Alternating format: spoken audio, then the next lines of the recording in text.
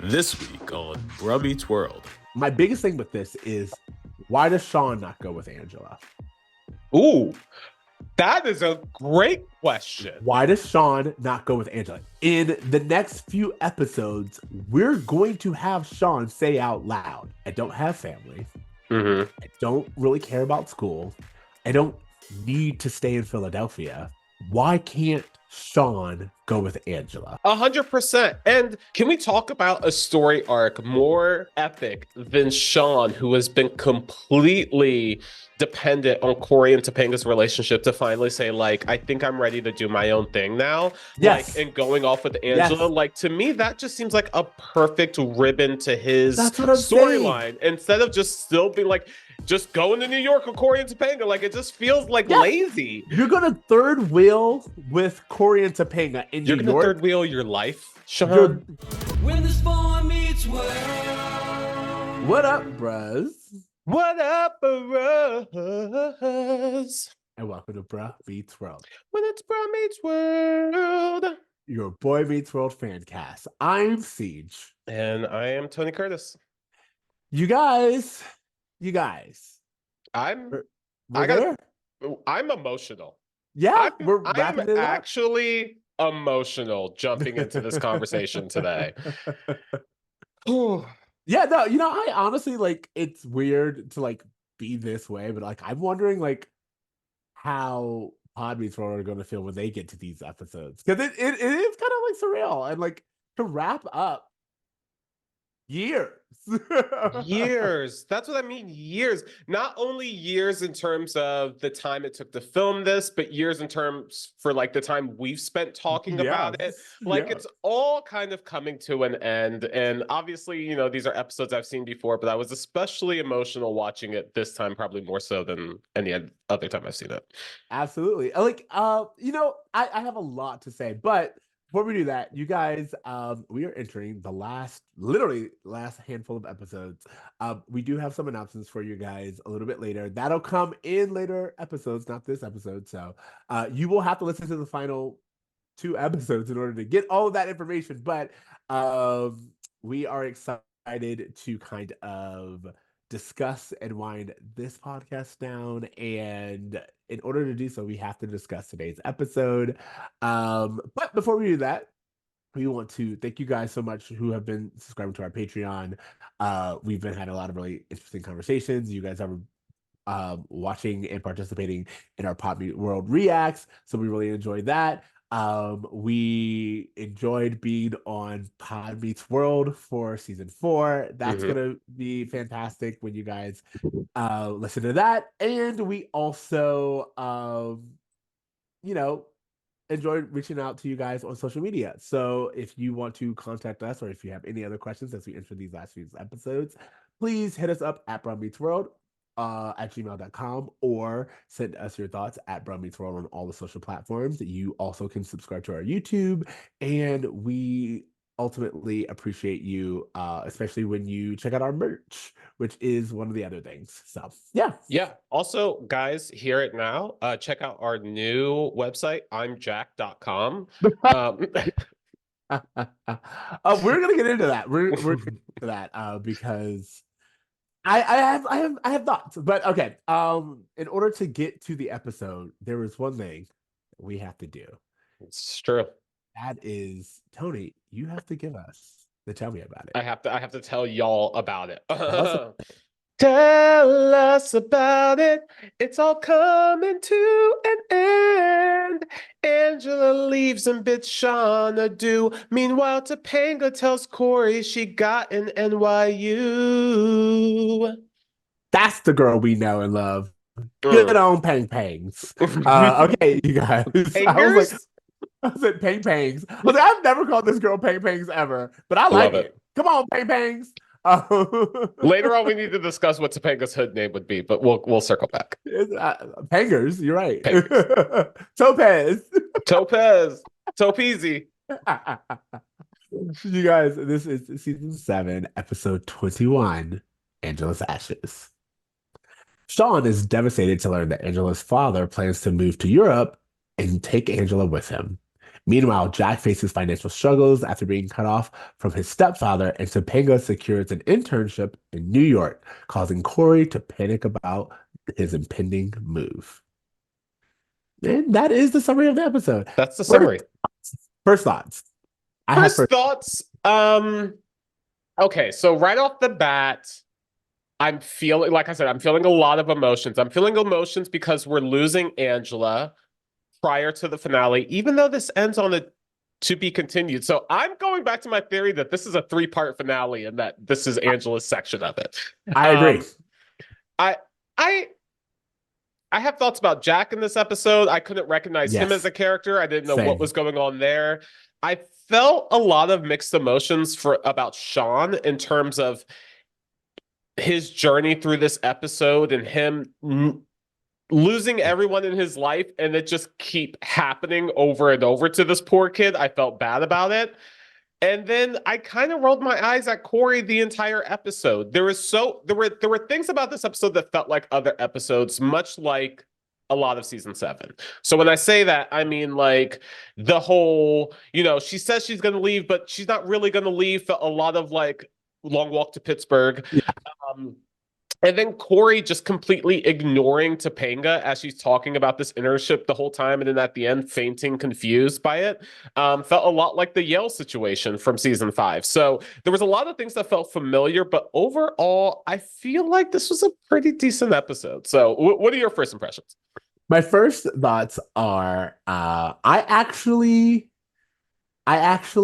enjoyed this episode as a episode of television. I will say as an episode of television, as a sitcom, as a 90s sitcom, I feel like it's well written. It gives us it has all the pieces and it moves in a way that you would want an episode to move. Especially a pseudo penultimate, or if you want to consider it like the beginning of the end of the series. I thought it did well.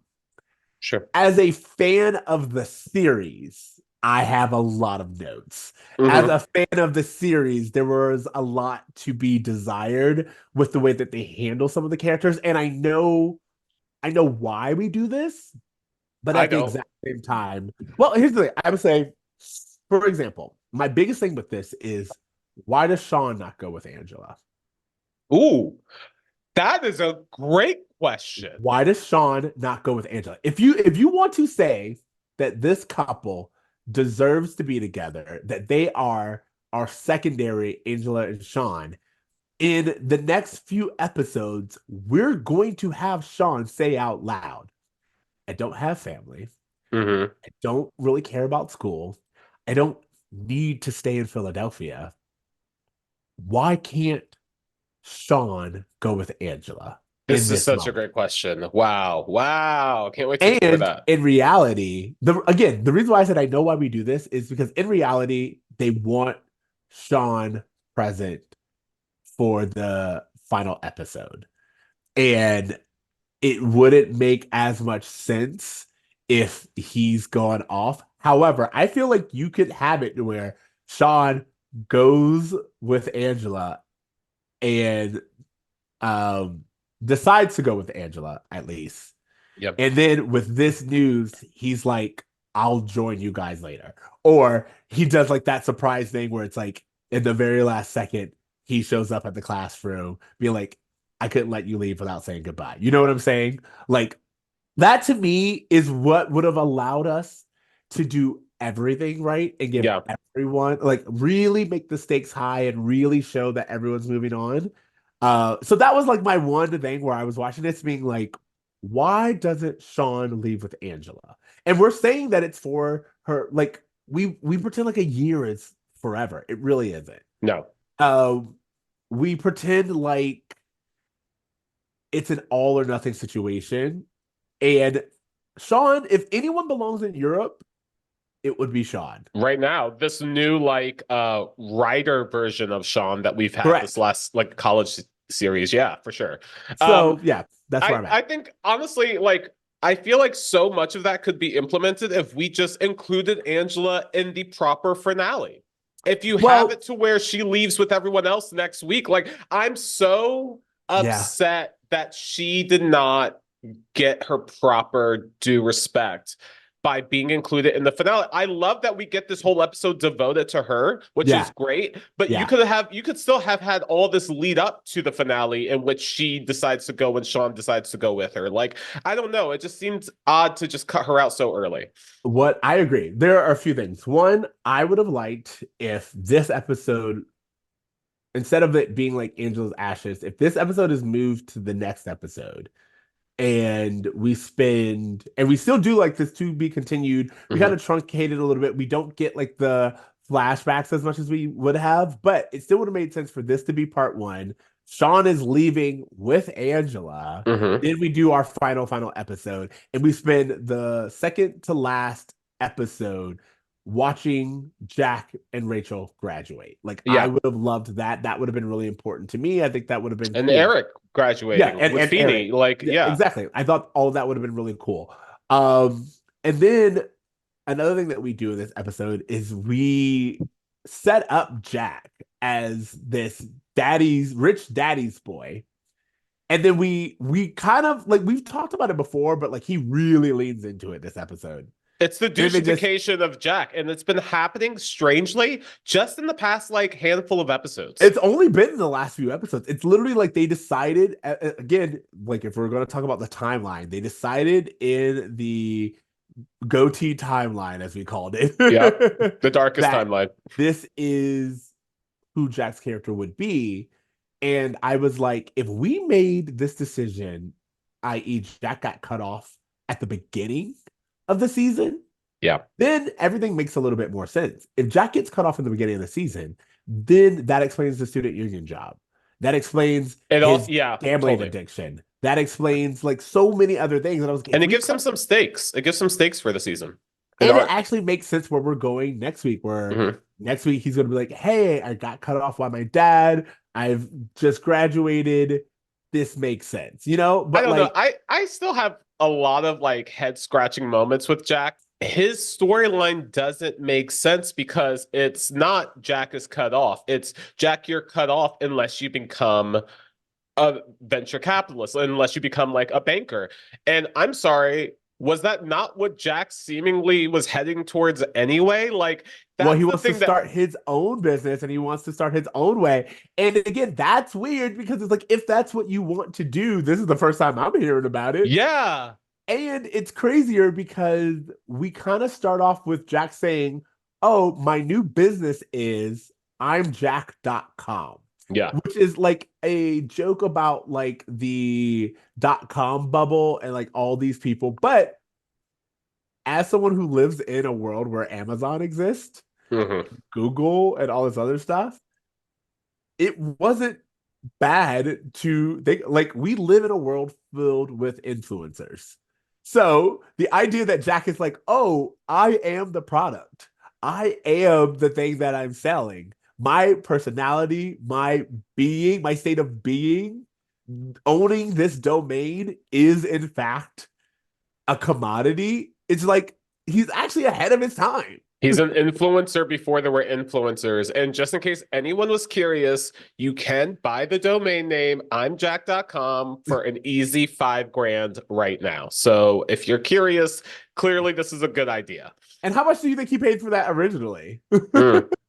Pennies.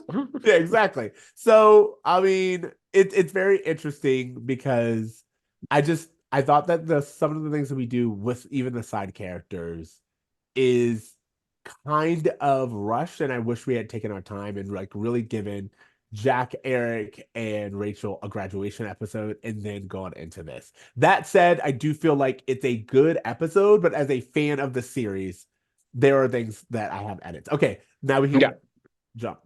Okay, getting into the episode. I'm not gonna lie, as you said, everyone's kind of sitting down, they're talking about graduation, they're talking about what they're gonna do. I was really excited to see graduation play a part in this. I didn't really remember it just because it's not a huge part of the episode, really, but at least they're talking about it. And again, just while we're talking about this section of the episode, it's a blink if you miss it moment, so I have to throw it out there. Eric comes out and he goes, "Hey guys, I'm graduating. I'm smart." And it's just like, yeah, dude, you worked forever. You worked your ass off. You spent a year outside of high school trying to go to college. You finally get through college, and your biggest fanfare is like telling your friends I'm graduating and them instantly moving on with their lives and with other conversation. Cory responds with, "Hey, did you see this guy got killed by a bird in the newspaper?" Like, no one is giving Eric his just dues for what he's accomplished. And I think that's the thing that's saddest is that, like, I've seen this dude strive for attention and connection with his peers, and no one really gives him the benefit of the doubt. And now that he's accomplished something so monumental to his character, for him still not to get praise from anyone, there's no Feeney, there's no one in this episode being like, "I'm proud of you," that kind of hurts me a little bit. And I agree with you. Like the idea that I noted the exact same thing when he comes in and he's like, "I'm graduating. That means I'm smart." I'm like, good for him. And this has been years in the making. And as a matter of fact, we know that like they forced college on Eric, and they were like, "You going to college is a really big deal to people." But if that's the case, then seeing him graduate would be a really big deal. And we should have had, like, even if this episode was like right after Eric's graduation, and you know what I'm saying? Like everyone in the family is like happy Eric has graduated, and now they're all thinking about what they're going to do. And again, you still get Jack's stepfather being like, "Hey, I'm cutting you off. Now that you're graduated, you have to pave your own way." You know, like all of that would have made sense, and it would have given these characters, specifically Eric, who has worked so hard to get to college and then graduate college, a moment just to sit in the idea of, "Hey, we're a college graduates." Well, what I will say is that nothing, perhaps in this entire show, is more accurate than being fed for years that college is the most important thing, only for you to graduate and no one give a shit. Like, that is probably the most realistic Boy Meets World moment of this entire series. That's a very good point. You graduated and then the world's just like, okay. Did you pay your bill? Did you pay your student loans?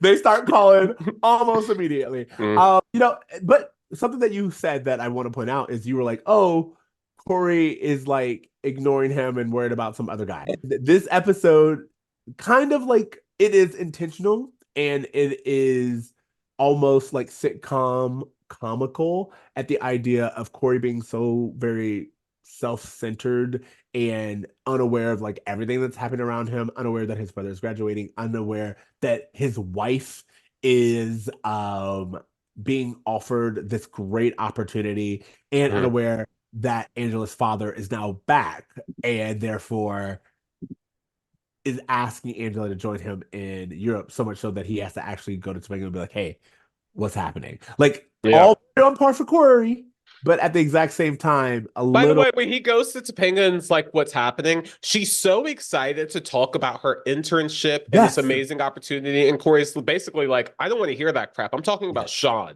Correct. Like, fill me in on Shawn." And it just, God, dude, this is when I was looking at it. Like, this episode is hard to talk about for a few reasons. One is we're looking at a 90s sitcom.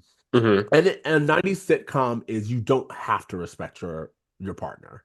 Like, that's the joke. The joke is, why would you respect your partner? And why would you care about things that your wife is interested in? Sure. And kind of like it is literally a sitcom trope of like the big buffoon of a husband not paying attention to what his wife is doing. And his wife is making big moves. That is like age-old comedy, back to the Flintstones, which itself is like a riff on the Honeymooners. So this is sitcom. However, it's hard to watch knowing how many people are doing great things and how many great characters they have, and then knowing that we're spending so much time wasted on watching this guy proudly say, "I don't care about anyone but myself." So it's interesting hard. Because last week when we did the black and white episode, I was like, "Oh wow, I really wish we got more of things change from season 5 episode that was like a transition. And I feel like this episode was that. But Yeah. my problem is that it spent less time transitioning the characters to other stuff and more on the bullshit of that episode, which let me remind you was Topanga getting waitlisted from Yale. And instead of Cory giving her any attention, he was too interested in Shawn getting into college. So Correct. like it feels like, again, a very mirrored experience of Topanga has something very important to her. Cory is not giving her a dime of attention, and he's completely focused on Shawn, the actual love of his life. Yeah. And also, like, how crazy would it have been if Cory was a supportive partner?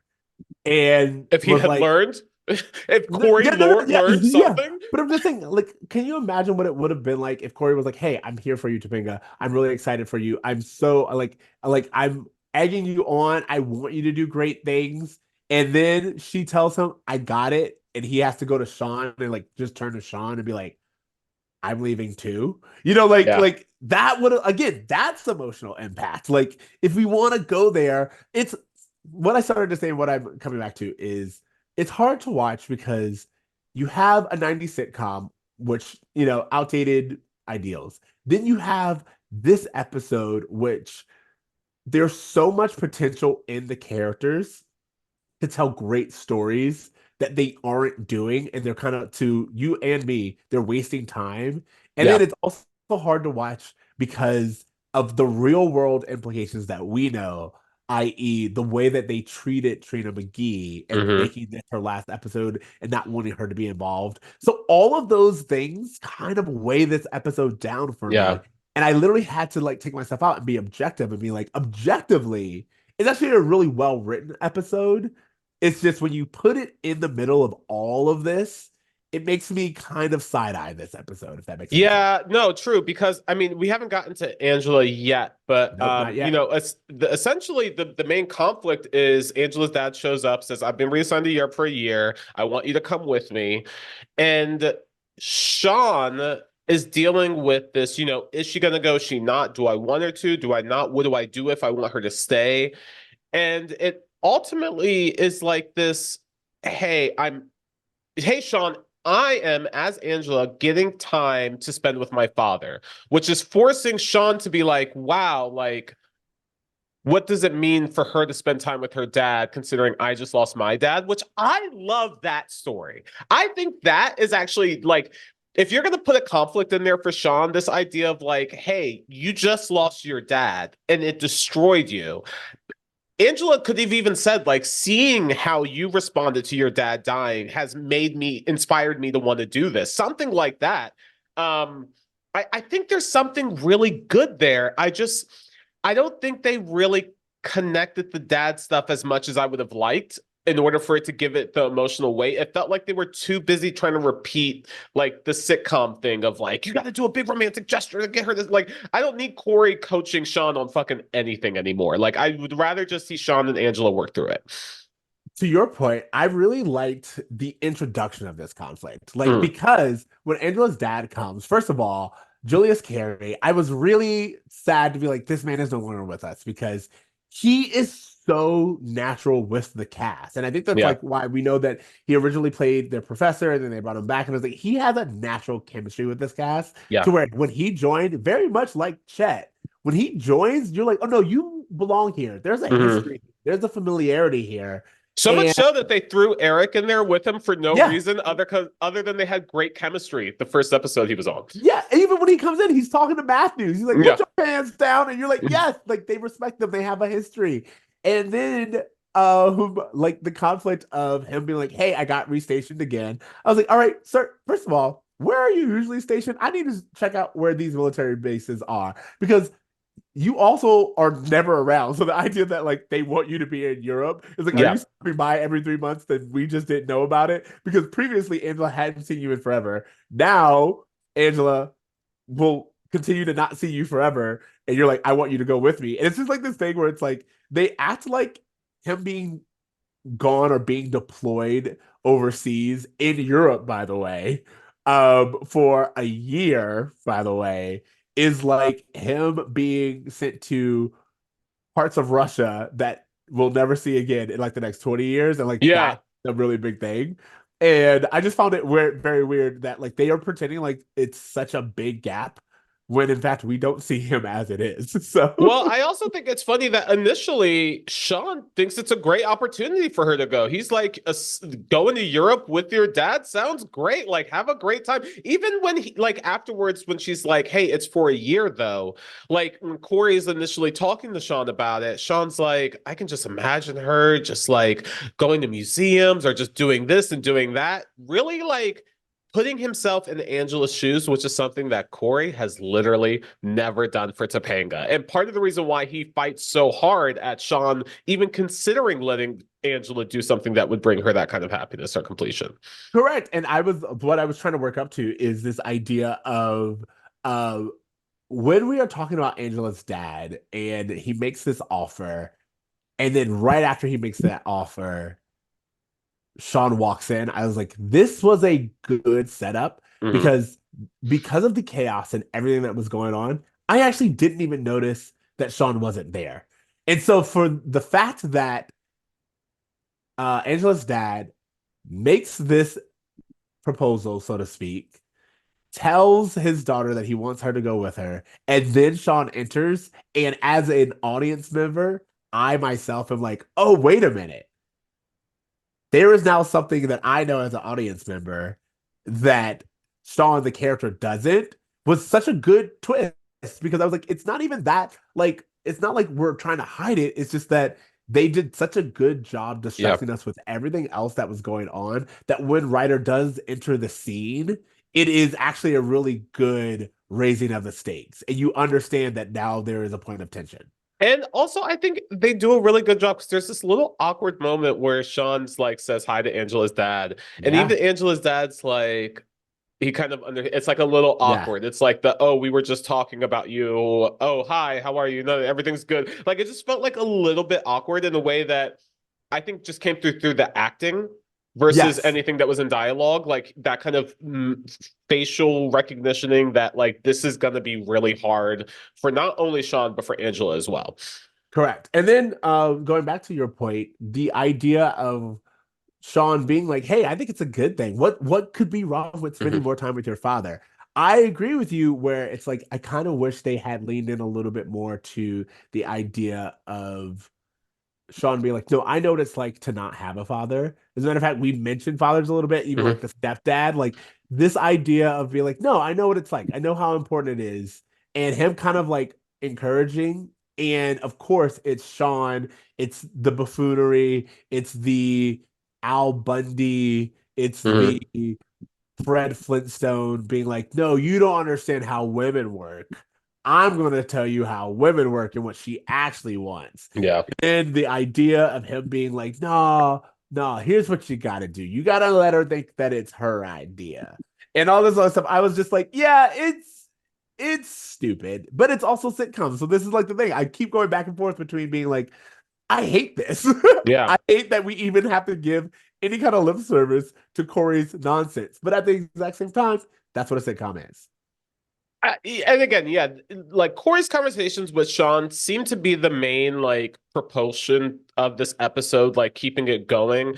Although I just feel like there's enough here that you didn't really have to have Cory be that involved in You this. don't. Like, this really is like, I almost wish there were a mature figure still in the central cast. Like, Shawn's dad died last year. We don't have Amy and Alan to provide perspective. We don't have Feeney to provide perspective. Even Jack, who's his older brother, who, like, you know, dealt with his dad's death in his own way, is completely self-absorbed and in no position to like give any like older brother advice. Like, Shawn is really all alone in this.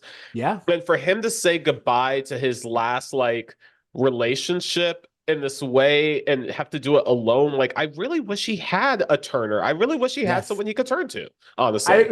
I That's not Cory. That's not Cory. You wish he could turn to Turner?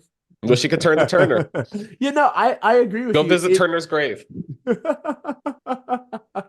Honestly, like, you know, knowing that we get a appearance by Chet in the next episode, I do kind of wish that like maybe he like talked it over with Chet. Like, Go shut. why not do it now? Like, this is what I'm talking about. Like, there are lots of things in the next few episodes that I'm like, why not give us the wacky and the crazy now, Mhm. and center it around graduation and the college offer and Angela leaving. So it's just like, again, every which way we are getting that this is the end of the road for a lot of our stuff. Allow Shawn to make the decision to go with Angela, because that's another thing. In any other sitcom situation, you are going to go, like, a girl would go with the guy. You know what I mean?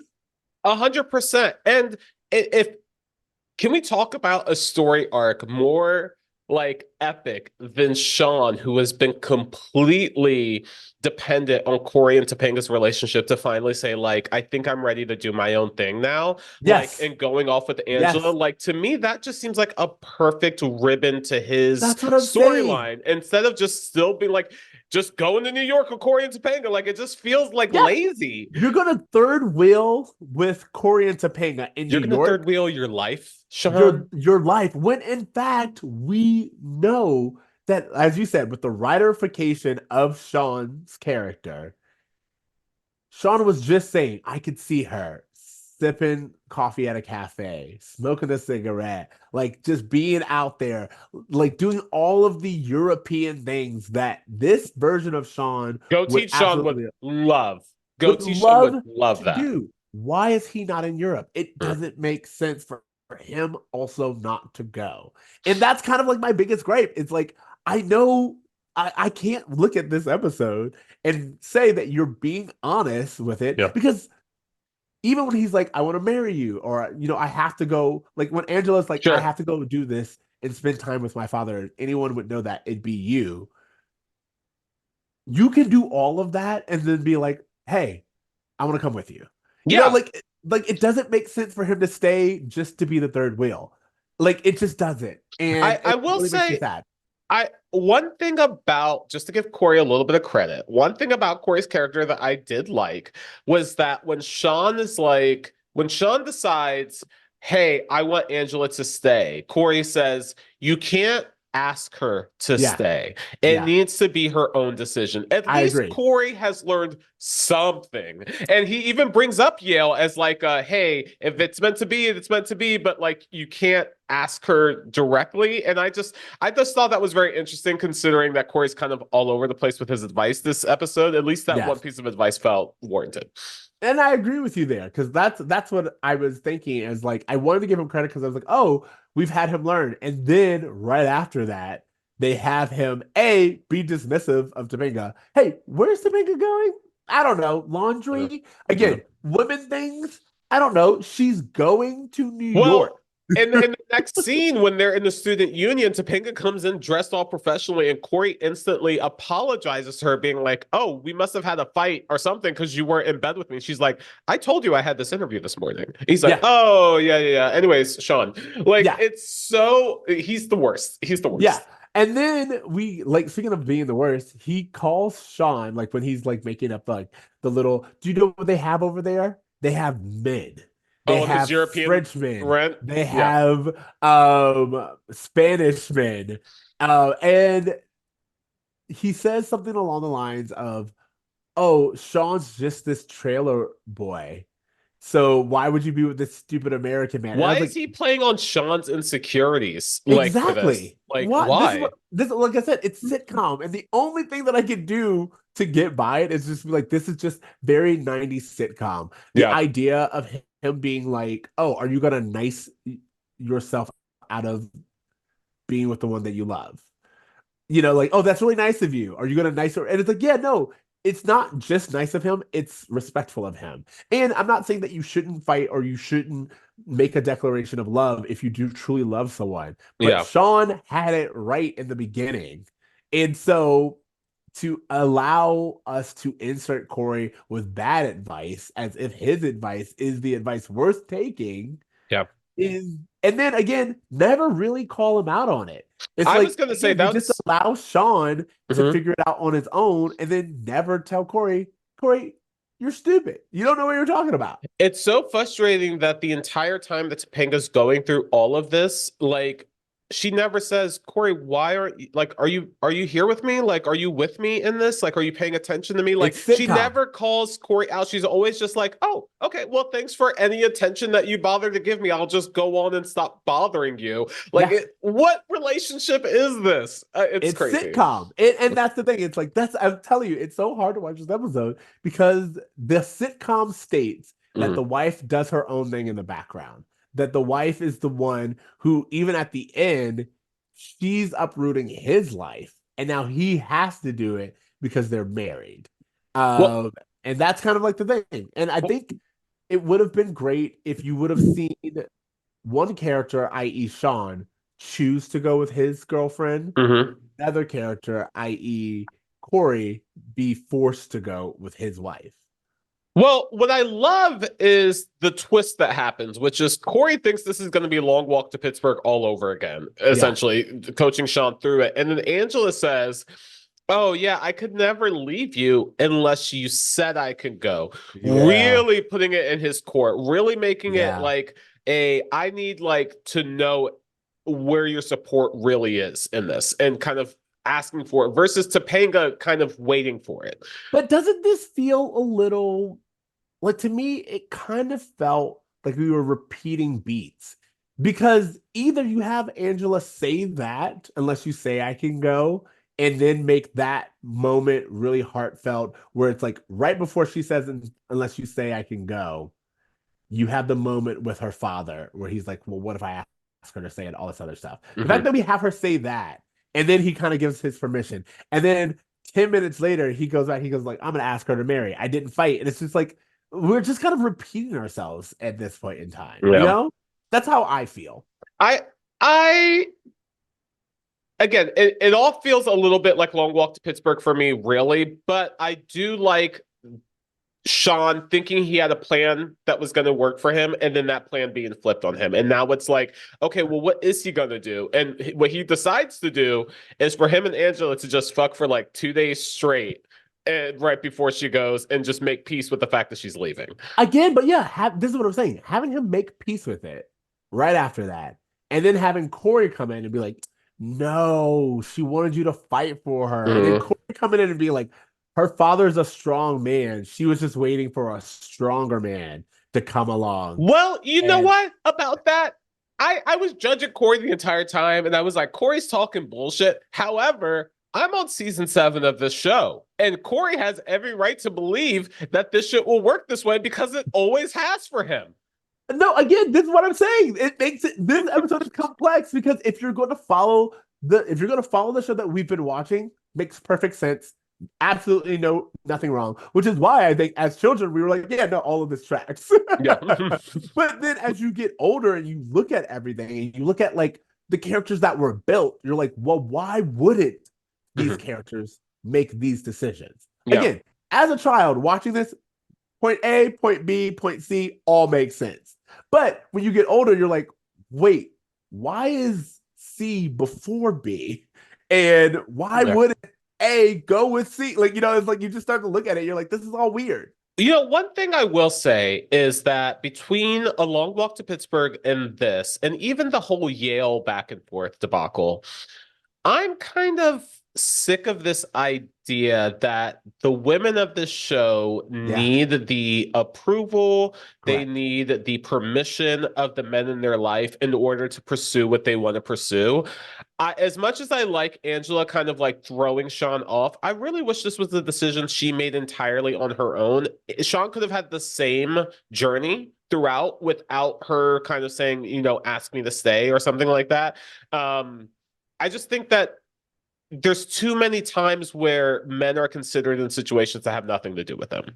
Well, this is what I'm saying. It's like she's waiting for a stronger man. I was like, why are we even putting this out there? Was this necessary? The end, again, coming from Cory of all people, like a stronger man. Is that what we're saying right now? And then the same thing goes when he's like, it's you versus her dad. And it's like, this is like, I can't describe it other than these are sitcoms tropes where it's like, it's an adversary. It's you versus.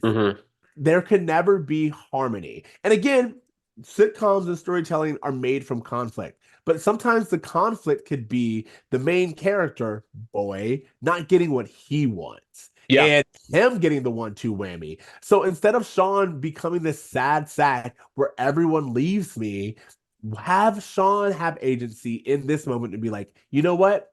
I'm going with her, Cory. And then Topanga turns around and says, Cory, we're leaving too. You Yeah. know? That's all I'm saying. Or, I mean, even if we got the revelation that Cory and Shawn were leaving before Angela left, to let Shawn know that, like, hey, there's not going to be anything left here for him, Correct. could have inspired him to make that choice. I want to talk a little bit about when Shawn goes to talk to Lieutenant Moore in the dorm. Yeah. I just thought that was a really great scene. I think these two have chemistry. Yes. They've had chemistry since that college episode in season 5. I love them having kind of like a what's best for Angela. You know, you're the dad, I'm the boyfriend. Like, they have great dynamics when he's like, what if I ask her to marry her? Like, there was a part of me that was like, damn, Shawn, I don't know that you wouldn't do that. Like, there was a part of me that's like, I kind of would be interested in seeing a will you marry me, Angela? Like, the idea of her and Shawn running off in the sunset in Europe together, away from Philadelphia, away from all the pain that he's endured his entire childhood. Correct. Would love. Again, and to your point, like, we kind of hit on it, but like when he comes up to Angela's dad and he's like, hey, I'm here every day. I'm the guy who shows up. Where you been? You like, okay, because he ain't wrong. Even her dad is like, you know what? I mean, if we don't look at a track record, you've been here more than I have. Yeah. This is what I'm talking about. And when he goes, what if I asked her to marry me? You said you like me. How you like me now? I was like, okay, again, I like this version of him, of being like, how you like me now, of being like, hey, I am the one who's been here for your daughter. But the problem is, if you say all of that and then also be like, hey, Angela, you should go with your dad to Europe for a year and just completely leave behind school, completely leave behind your boyfriend. Like, it's kind of this thing where it's like, we fought to get Topanga back. Yeah. Long walks to Pittsburgh because of all these reasons. Not only did she have a love, but her aunt was like, you're in school, you have family, you have community, all of these things. Mm-hmm. But when it's Angela has the exact same situation, love doesn't conquer all. Yeah. Oh, and well, you know what, I will say that part of what allows Angela this freedom to go to Europe is that the show has spent zero time on any of the kids' like future dreams or hopes or endeavors after college. So like the fact that they're like suddenly in the last, like basically the last episode being like, oh, Topanga's going to be a lawyer. It's like, well, we haven't gotten any sign that she's going to be anything else. And so for Angela to be like, well, I did my 2 years, I can transfer, I can do something else, I can study abroad. They never give us anything to indicate what their future plans are. So it does make it seem like, in that same way of when we were watching the honeymoon episode and they were, Cory and Topanga were like, we could just stay in Hawaii or whatever. And we were like, yeah, because you guys haven't given us any indication as to what you would rather do with your life. It feels like the show is using that ambiguity to just kind of throw in whatever's convenient for the story versus building up something that's actually intentional and meaningful. Exactly. Like, so I was going to say, it's interesting that we know that because Eric says, hey, I'm graduating soon, that it's almost time for graduation. But outside of that, Angela goes, hey, I'll see you when I get back. And Rachel has to remind her, yeah, I'm graduating in a few weeks. So, like, that's the thing. It's just like, either you're leaving mid-school year, so you do not have to worry about finals or anything. Like, you are packing up your part of the dorm, but Rachel says, my side of the dorm is going to be so empty without you. How much longer are we here for? Like, is it weeks? Sure. Is it days? If it's days, did we already graduate? Like, because summer's coming up anyway, so you would have to move out of the dorm no matter what. Like, what are we really... What are we doing timeline-wise? Yeah. Like, and this is my whole point to what you're saying is that we've spent no time developing this school year. We mentioned that they're about to graduate, but we don't know when they're graduating. Mm-hmm. And if they are graduating, then that if they're graduating, then they would have had to wrap up and have summer plans anyway. So the idea of her father being there and being like, "Hey, remember how we were going to Europe for the summer?" Would Sure, have been a sure. really good one. And then, "Hey, I want you to stay with me." They're actually going to station me Yeah. out there. So what would have been a little trip is actually a year-long thing. Oh my That's God, dude, fine. you know what? I really have to say, I'm even more mad at the black and white episode now because I see just how much they could have done with the half an hour, that they shoved so much in this half an hour that could have been broken up, that could have taken time. Like, we could have had Jack, Eric, and Rachel be its own episode. We could have had Angela be its own. It feels like too much and it being rushed, when it was like, where was this when we had all these bullshit filler episodes this season? To your point, I feel like if we would have, in my mind, if we would have had Topanga come to the realization in the last episode, in the black and white episode, where it's like, "Hey, I'm going to apply for that internship." Yeah. That would have been like, instead of having her study, have her debate whether or not she should be applying for this internship. Yeah. And then at the end of it, she's going to apply. So that way we already have this. And then you can have Topanga be in and out, just like it was this episode, but Sure. we're building towards something.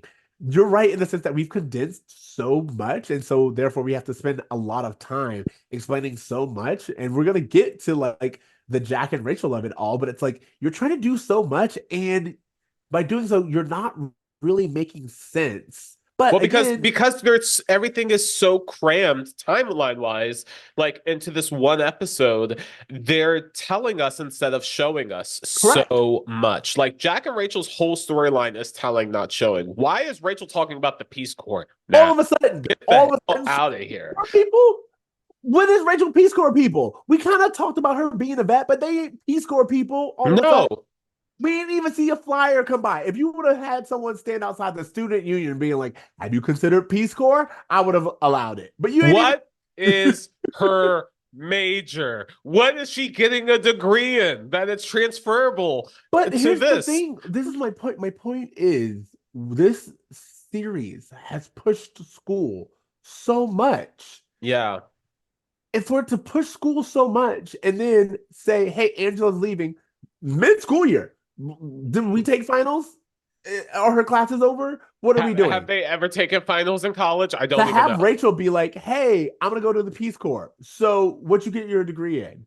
Like, are you taking a gap year? If you're Yeah. taking a gap year, then why can't Shawn take a gap year and go with Angela?" Like, the thing is, if you look too closely, you start to pull the threads and nothing makes sense. And that's kind of my problem, is like, we spent all this time making sure that Eric got into college, making sure that Jack was there with him while he got into college. And yet we get no graduation episode. And then we do get the news that Cory and Topanga will have to move because Topanga got a scholarship to NYU, thus continuing her college education. But we don't pay attention to anyone else's college experience. Well, how important is college really? You know what? That's a great question, because to your point, they constantly pushed college, not just for the core three, but for Eric as well. Basically, since like season 3, they've been talking about college in some way or shape or form. But when they got to college, almost nothing of consequence has really happened. We're not spending any time in like school the way we did in high school. Like, they would learn something in high school and then it would like a book or a history thing that would come into their lives somehow. And that was kind of like a pretty regular thing that occurred throughout the first 5 seasons. We get to college, they're learning nothing. They spend almost 0 time in the classroom. They have almost no relationship to their professors. And so them graduating and leaving college just feels like, well, we've spent hardly no time here for this to even matter. Whereas some people kind of consider college like the highlight of their lives. They didn't even make college that for them. They just made it something that they made it feel like community college, honestly. Yes. Yeah, but here's the thing. Even like, let's for those of us who have gone to college, you do know that like the first 2 years are kind of like general studies, and that's fine. You're deciding what you want to major in. So it would make sense that at least for our core gang, i.e., Topanga, Shawn, and Cory, this has only been their first 2 years. Mhm. But Jack and Rachel have been here. So they should have majors. They should be figuring out what they're doing in their lives, and they should get a graduation episode. Again, I'm not even saying that you have to do the full thing dedicated to their graduation ceremony, but if we saw the three of them in their cap and gowns, at least. I just want to see Feeny at Eric's graduation. That's all I want, is for them two to have a moment. And Feeny worked so hard to get him in college, and Feeny is gone. Feeny's gone. Dean is gone. Amy and Alan is gone. Morgan ain't been heard of. Morgan Josh died. is gonna come in a whole full person. Yeah. Next episode. And Angela is now flying off again before the end of the school year to go be with her dad. And we have Shawn with nowhere to go, really. And it feels like he's only here to serve Cory next episode. That's it. So agree. Hard agree on everything. One thing I will say, just to give this episode a little credit, was that when Angela is basically like, she comes back into the dorm when Shawn and Lieutenant Moore are talking, and Shawn's like, yeah, you know, sometimes love makes us be selfish, or we can't be afraid to be or something like that. Angela says, thank you for letting me be selfish. You're the only person who understands how important it is for me to spend time with my dad. I wish you had this opportunity with your dad. Like, that whole little speech there, I'm not gonna lie, I got emotional. I teared up a little bit. Like, in that moment, Shawn understood why he had to let Angela go.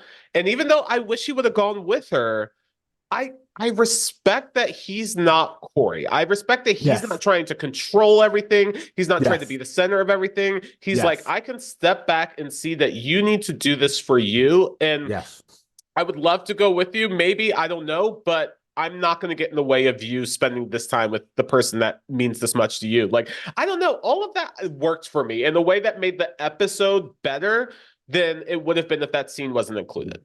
Here's the thing. It's contrary to popular belief, I like this episode for the show that we have been watching. Yeah. I think that I want more as a fan of the series, but for the show that we have been watching for season 7, this episode does it right. Having Shawn be like, never mind, I figured it out. Yeah. I know the answer to the question I was going to ask you.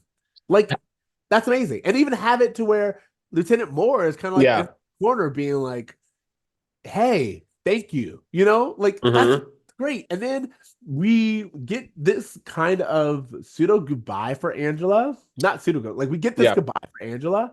And I really liked it. I was like, they actually do get, like, she gets a goodbye that no one else does. And I'm sad that she's not in the finale, but she does get a goodbye that very few other characters were able to get. This is true. So many characters have come and gone without getting a goodbye. They just disappear. We never hear from Frankie or Turner or Verna or like any of these people again. They just vanish. But Angela got a proper goodbye. Just was there 1 minute and gone the next. Angela got to say goodbye to Rachel and Jack. She had a sweet moment with Eric, which I loved. And Eric singing, I want to talk about that. Things are going to get easier, which felt so Fresh Prince, by the way. It felt very, maybe it was Fresh Prince. To me, it felt very Will. Like, it felt like a Will ad-lib of just, ooh, child. I literally just was like, what are we doing? But also... I also love him saying, I'm going to miss you. You were always my favorite. And she goes, really? He goes, I don't know. Then walks away.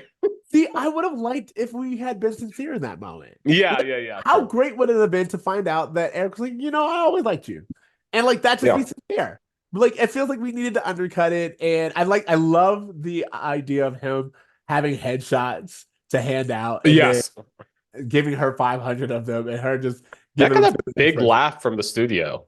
That thing, It felt very Joey Tribbiani in that moment. Exactly. It does feel very Joey Tribbiani. And it feels like, to be honest, we live in a day and age with Tinder and dating apps and all this other stuff. How do you, like, give your number out to a bunch of strangers? And headshots.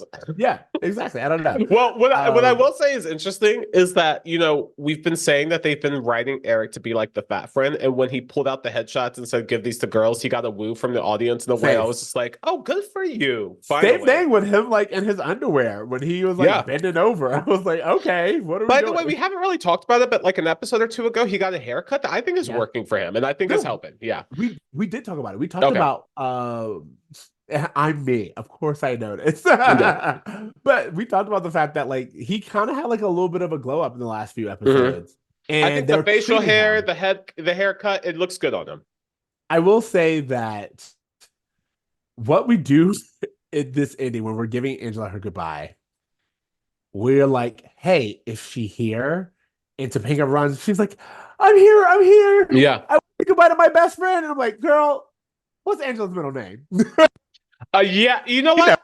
But do you? I thought that the entire goodbye, as much as like I was like, I'm glad she got a proper goodbye. Like, other than Rachel, really just Rachel, I didn't feel like she had like a friend that she was actually saying goodbye to. She was more like, it felt more like when you're saying goodbye to like a coworker that's leaving, and it's just like, oh yeah, we worked together professionally and we're probably not going to talk again, but you know, it was nice. Like, that's really what it felt like. There's a moment where she goes to Eric. Eric, we're touching, and it's kind of like we never do this. Did she even say goodbye to Jack? Like, I think she tries to, but Jack starts talking about him being poor and like goes into his own selfish thing. Well, I did like Angela and Cory having a little moment where she's like, Cory, thanks for being my friend, and thanks for believing in me and Shawn the way you've always believed in you and Topanga. Which, again, I don't know how accurate that is, but it's sweet that they're having a moment. But again, like what I'm saying is they wrote her a moment with Cory that doesn't make as much sense. Then if she would have given like more of a goodbye to, if they would have like literally went down the aisle of like the people she's closest to, that would make way more sense. But I feel like just like they have to, they shoehorned Cory into everything. And I get kind of like, as I talk about all of this, because we're gonna get to the part where she actually says, well, she doesn't say goodbye to Shawn, but you know, because they don't want to say goodbye. But she does get her goodbye from the show. Yeah. I watched this entire thing being like, it is really unfortunate that we have to center everything around Cory.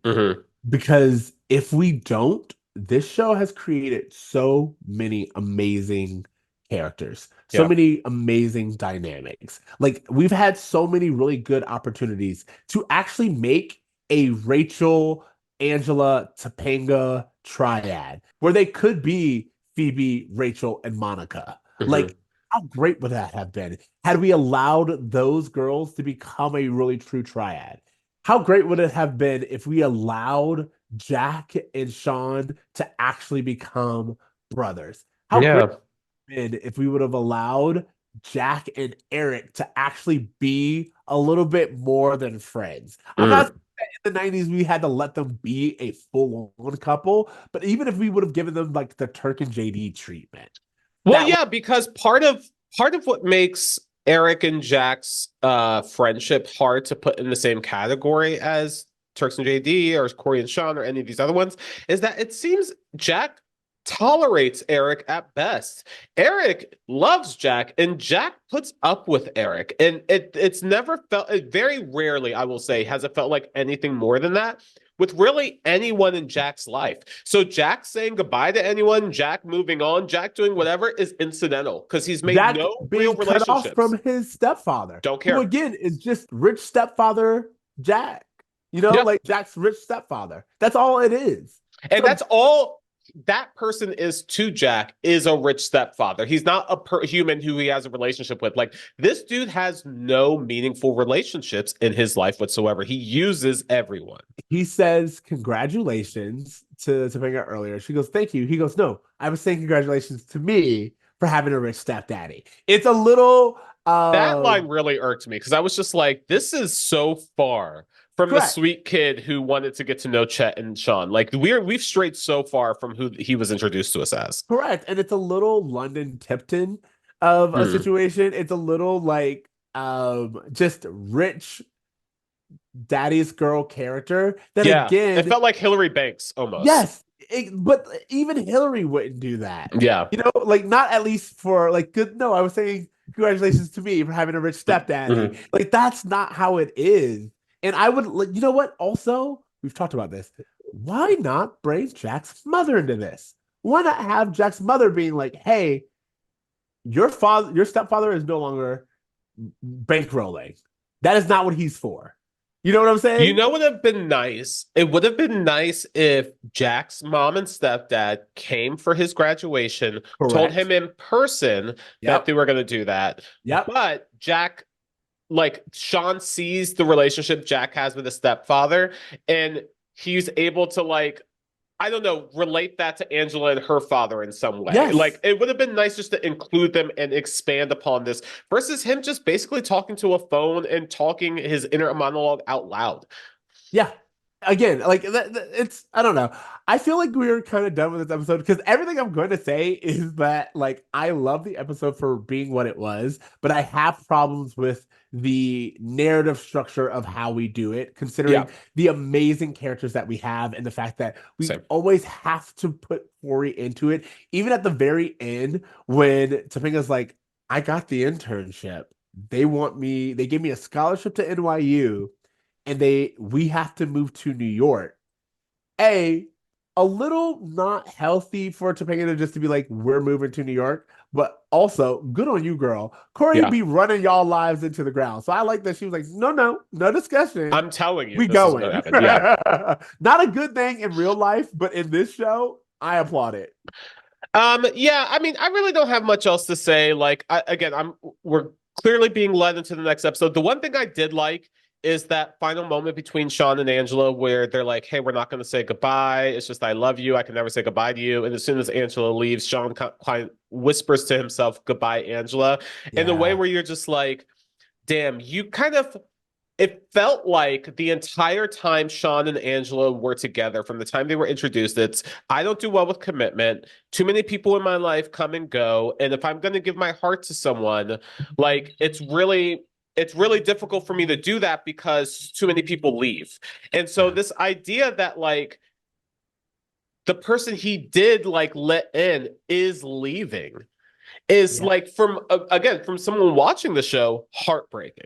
A heartbreaking finale for Shawn. And like I love what you said about him going with her. That seems like such a happier ending for Shawn in my head, but we don't get that. We don't get that's what I'm a saying. happy ending for him. They don't want Shawn to have a happy ending. They really do. Like I know for a fact because I've watched the finale quite a few times. Yeah. The finale of the show is Shawn being like, I ain't got no friends, I ain't got no money, I ain't got nothing else to do. I guess I'm going with y'all. And it's like this huge joke. And it's like, why not have Shawn get his happy ending and then have him come back as a surprise to the audience, as a surprise to Cory, and make it like this really big thing of him being like, hey, you knew I wasn't going to let you go without me, but also have it be set up that he himself is not just this third wheel stowaway. Because in what they've always told us is that the real love of Cory's life is Shawn.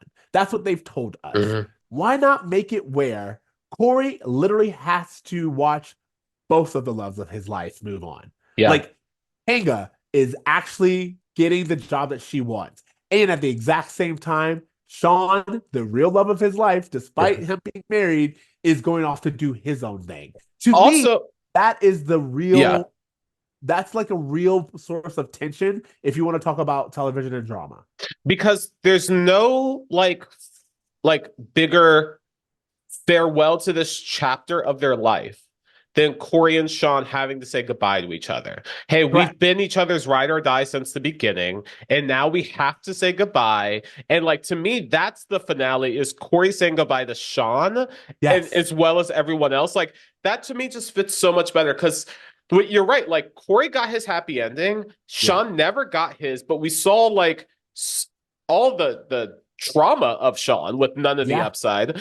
And it feels like, I hate to keep talking about Friends and comparing it to Friends, but I've told you I've been rewatching it. Yeah. And one of the things I love that Friends did was that midway through the series, they were like, hey, I feel like we could pivot from this Ross and Rachel thing to this Monica and Chandler thing. And through Monica and Chandler, I feel like we got the most romantic storylines we ever got on that show, more than we ever got with Ross and Rachel.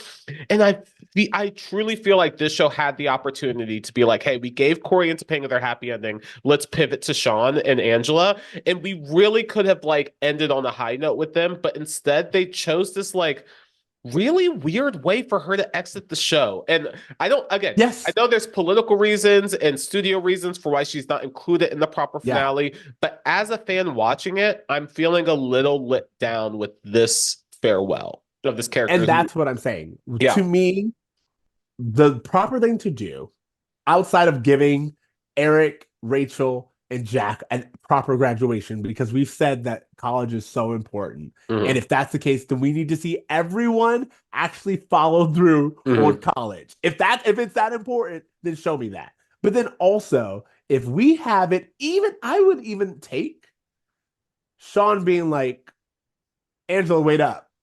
I'm going with you. Yeah. You go ahead. I have some things that I need to pack up here. I have one more final, whatever. I'm joining you. Or again, that at least allows us to know that Shawn's going to be okay. Yeah. Shawn has something. Or Shawn like says goodbye to Angela, and it's this thing of like, hey, I'm gonna go spend some time with my dad, but then we're leaving in a few days. And then so like while the finale's going on, he kind of has in his mind that like he can still go with Angela. And then he's like, guys, I know I said I was going to New York with you, but I can't. And we see him go to Angela. Like that would have just put in a huge smile on my face. That's what I'm saying. Like what I'm saying is for all of the behind the camera situations where we know that I'm going to say I'm not going to identify who they is, but who they is. The theys of the world didn't want her in the final episode. So if they didn't want her in the final episode, Trina McGee, then we could have done that and we could have had it to where she is off with her father. She is in Europe, but still give Shawn his happy ending. Sorry. Still give Shawn his happy ending. And still making it where Shawn chooses a life of his own. He chooses to have love. He chooses to make an attempt to fight for Angela. As a matter of fact, if we would have had it come back to where Cory's own words hit him back in the face, where he goes, no, I'm not letting it end like this. I am fighting. Angela, I'm coming with you. You know, like I say, like, and for Shawn to say, I'm fighting for her, and fighting for her means saying goodbye to you, Cory. Like, would have loved. And also for Shawn just to get to the point where he is like, he has said goodbye to so many people, and he has watched so many people leave, that for him, like, the biggest character arc would be to decide that, like, I'm gonna go with you. Like, instead of watching people passively leave, I'm gonna take action and do what I need to do so that I can join you. So that I'm not this rock on the side of the stream that people pass. I'm like part of this life.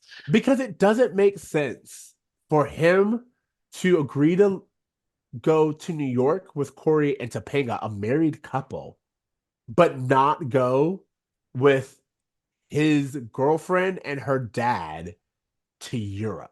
Yeah, that makes no sense. What sense does that make? So that's just kind of like where I think we need to end this honestly, like, you and I are going to keep going. Yeah, but I feel like we should end this conversation. Okay. For this episode, because I think that we could talk about the what ifs forever. Sure. Well, and again, we'll probably discuss a lot of this when we discuss the actual finale. But this episode is it's not as satisfying as I would like, but I do feel like at least we're moving the story forward. Whereas last week it felt like a big pause to the momentum. Correct. What is your raw moment of this episode? Raw moment of this episode.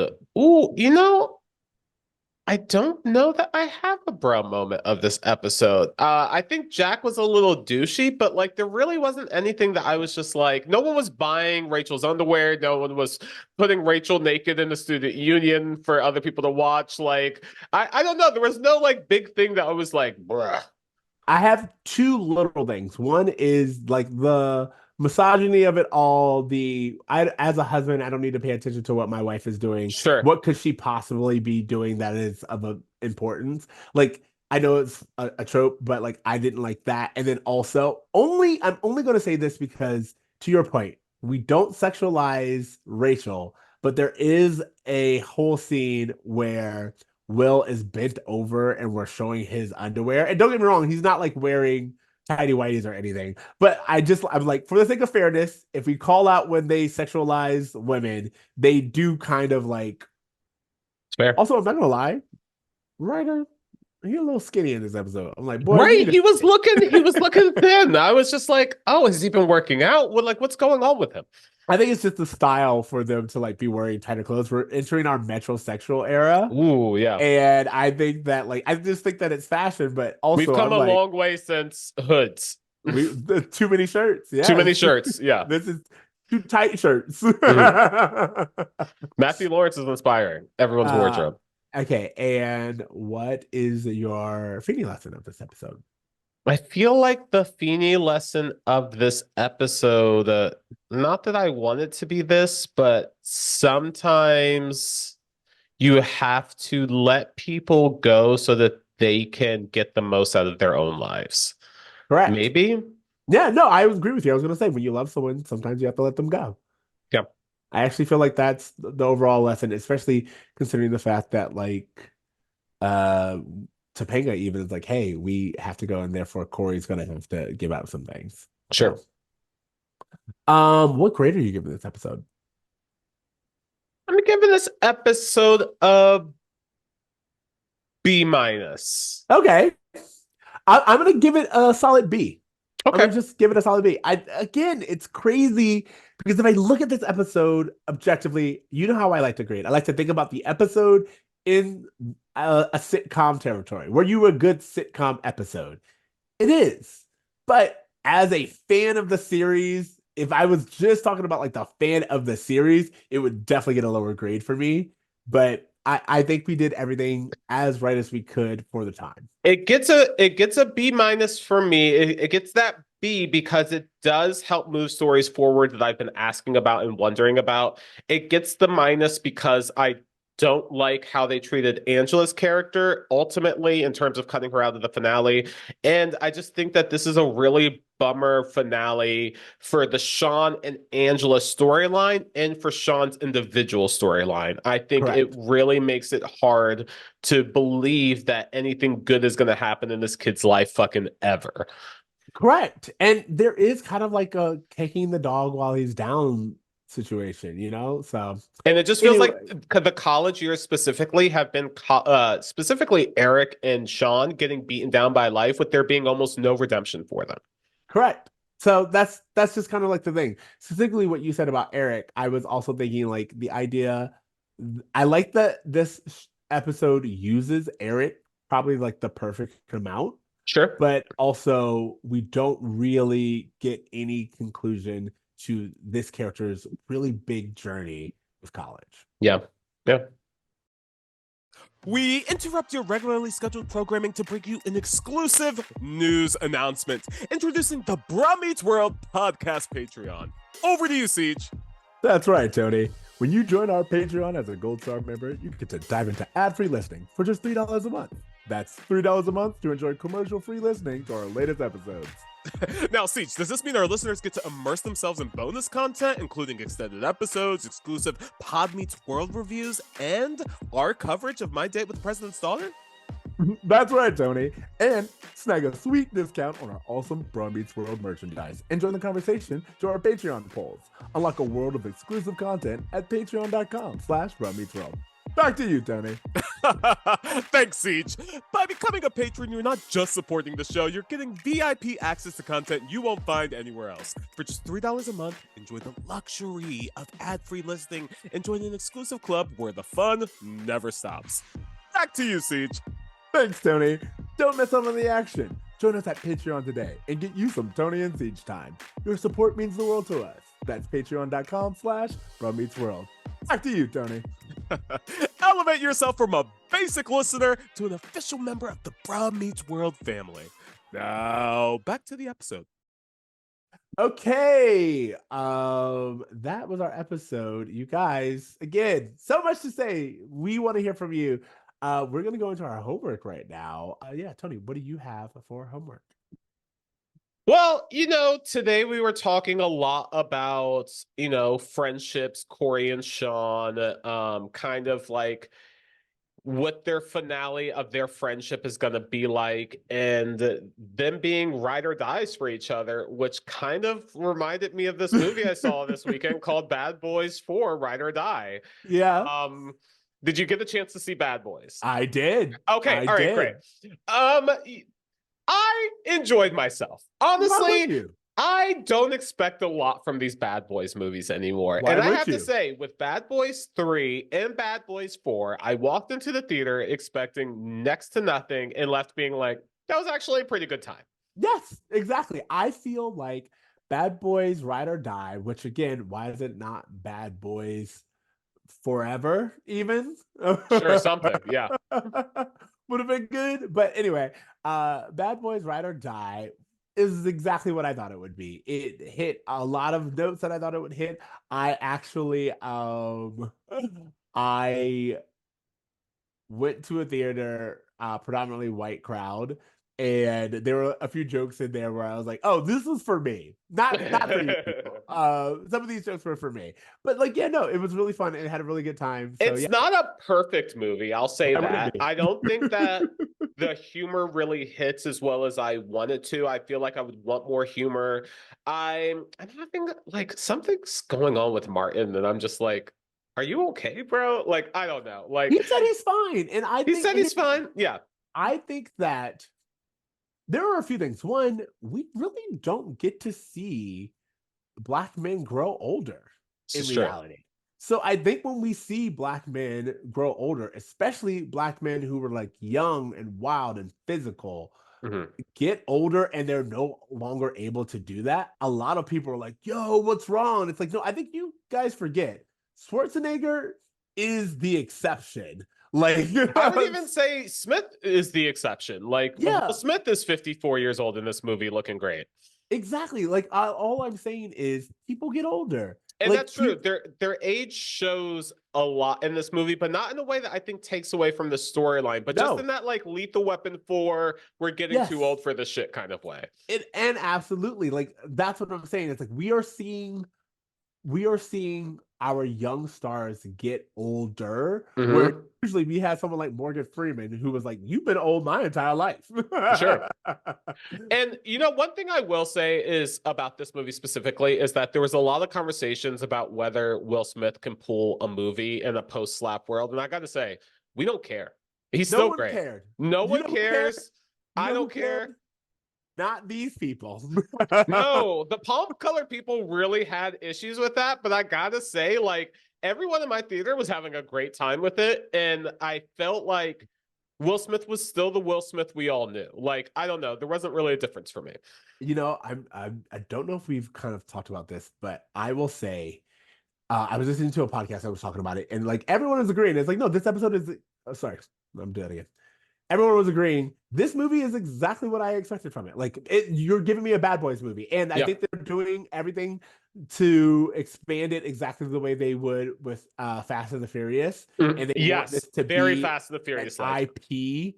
And because of that, I'm like, oh yeah, you're doing everything that I expected. However, I'm going to say that Will Smith himself doesn't take chances with his career in the way that I would like. Yeah. And I would love to see Will Smith actually take on the role of like a literal bad boy. We said that, a villain. His training day. I want to see him be like just kind of like turn and be a villain. And I kind of would really like that. But when we do the stand-up spin shot classic, that we're used to, I'm like, yeah, it worked. And good for Will. Well, one thing I will say, and we can move on from this, but like, I just want to give a shout out to the supporting cast, because I gotta say, Armando, loving Armando. Reggie got my whole crowd. Reggie was the whole crowd. I would even say that I love Vanessa Hudgens in this type of movie. I thought she fit in really well in like an action movie in the way that I don't think of her as an action movie person, but I was just like, you know what? You did like a Michelle Rodriguez-esque job in this, and I felt like you were good. In a way that we're not annoyed by, like Michelle Rodriguez. Yeah. No. No, absolutely. So yeah, that was a really good one. I completely agree with you. My homework this week is actually going to be something a little controversial, but kind of in the same vein, which is I watched a play called A Strange Loop. It was a Tony Award winner previously. It is a very interesting play. It's one of those things where it's like it's a play about a play, and it's a young gay Black man's journey in writing a play about his life and the different things that he has to do. You know, he lives in New York, but his family's from the South. There's an entire song called hold on, I want to make sure I get this right.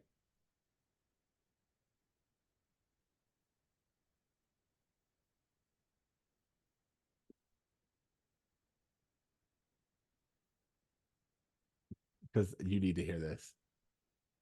Okay. There's an entire song called Tyler Perry Writes for Black People. Wait, no, sorry. Damn it. I can't believe it. Yeah, there we go. I'm going to highlight that. There's an entire song called Tyler Perry Writes Real Life. And it starts off with Harriet Tubman coming in, being like, Tyler Perry writes real life. Man, it's like, it's an amazing, controversial. I love that. Lots of, just so everyone knows, and this isn't a spoiler, because in the very first song, they tell you there will be butt sex. And they follow through on that promise. They follow through. Okay. So it's challenging. It's supposed to be provocative. It's supposed to make you ask a lot of questions. It's unapologetic in its representation. And I got to see it at Pride Night here in LA. Oh, fun.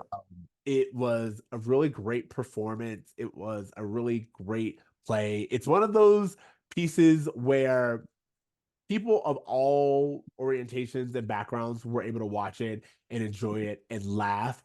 But watching it with Black people, you're like, you want to talk about this. Sure.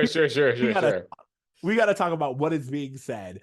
So yeah, wow. I don't know. I really, if you can find A Strange Loop, or if you're one of those people who loves a good soundtrack, check out A Strange Loop. It's really good. Yeah.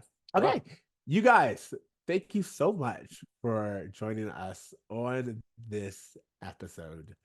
As I said, we have so many things to say, so many things to announce, so many just like surprises for you in store for our last 2 episodes. But nonetheless, we really appreciate you being here for us.